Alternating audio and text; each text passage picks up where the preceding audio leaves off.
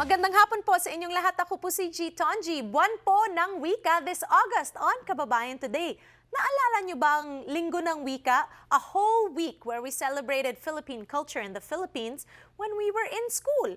Pero alam niyo ba that the Philippines is home to over 14 million indigenous communities? Ang laki nun, ah? And a majority of which are located in Mindanao.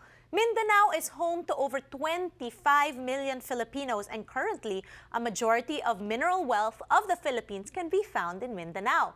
But historically and in the present day, indigenous communities in the Philippines are in a continuous struggle to protect their history, culture, and their ancestral land. Today, we will be discussing the situation of indigenous peoples in Mindanao, and we have 4 guests with us who work with community-based organizations in the Philippines and in the U.S. Simulan po natin. Si Hiyasmin Saturay is a 24-year-old artist and filmmaker born and raised in the Philippines and is a member of Habi Arts, an LA-based organization of Filipino artists and musicians.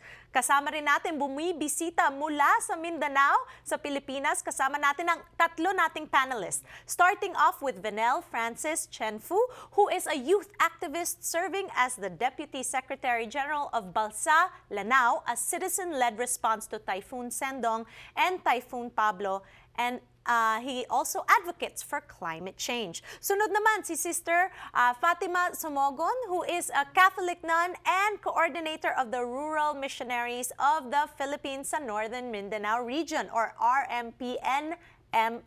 And to complete the panel is Miss Amirah Ali Lidasan, who is a Muslim woman leader based in Mindanao and also the national president of Suara Bangsamoro, or the Voice of the Moro People. Ladies and gentlemen, welcome to the gentleman pala. Ladies and one gentleman. Thank you to our panel. Alam ko bumibisita kayo sa Pilipinas, pero simulan na natin. Pag-usapan po natin ang sitwasyon ng indigenous people at ang mga importansya po ng eskwelahan doon. Kasi alam natin na medyo hindi po nagkakaroon ng funding tungkol sa mga eskwela sa Mindanao. So let's start off with you, Vennel. Can you talk about the main issues that indigenous people, our kababayans that are in Mindanao, what are they facing there? Actually, the indigenous peoples there are facing a lot of different problems, but mainly corporate land grabbing, where they are pushed outside of their lands, human rights violations, and different issues being ginagawa sa kanila. Kaya it is important for them to have their schools so that they could have a better future and a better future generation for the indigenous peoples. Okay, so sino tong mga to? Particularly in Mindanao, big corporations. But Filipino-owned also? Or hindi They have lang? Filipino counterparts and foreign counterparts also in the corporations, mining corporations, plantations. They have Filipino counterparts that land grab the lands, and they also have foreign counterparts of corporations. Okay, all right. So that's good to know kung sino tong mga to, di ba? Okay, so Sister Famita naman, you work with the Rural Missionaries in the Philippines. Can you tell us about the community-based schools that you've helped there to initiate rather in southern Mindanao?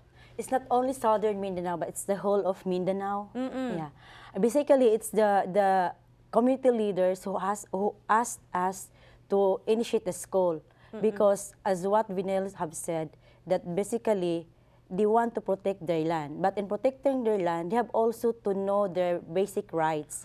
So bakit tinatanggal ba yung mga eskwelahan? Yeah, because the schools are being attacked also by the military. Because they are telling us that we are teaching the students to become activists.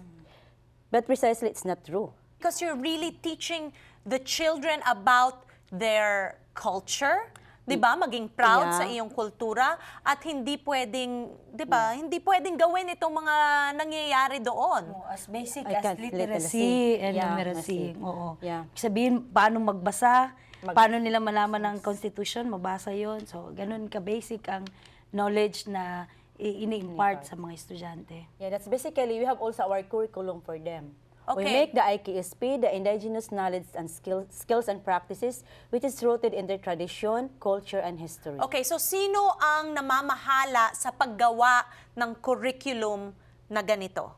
It's us, the RMP also. Okay. Yeah. Okay, so importante na mapasa natin yon sa kanila. Pero ang problema nga, pati sa eskwelahan, sinasara. 'Di ba? How many children are we talking about and how many schools? Do we have figures?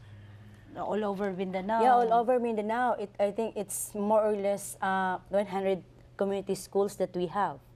Okay. Yeah. Total to 2,000 children. Marami-rami rin. Yan, opo. Yeah. Okay, okay. And these are different ages, Yeah. no? From elementary down to high school. And now we are planning to open also a college for them. Okay, all right. Well, dito kasi sa Amerika, hindi namin alam kung anong nangyayari doon sa Mindanao. Di ba? Ang pinag-uusapan palagi, nako, huwag kayong pupunta sa Mindanao dahil, di ba, baka mabaril kayo, baka makidnap kayo. So let's clarify, these misconceptions Yeah. when we return here on Kababayan today. Magbabalik po kami.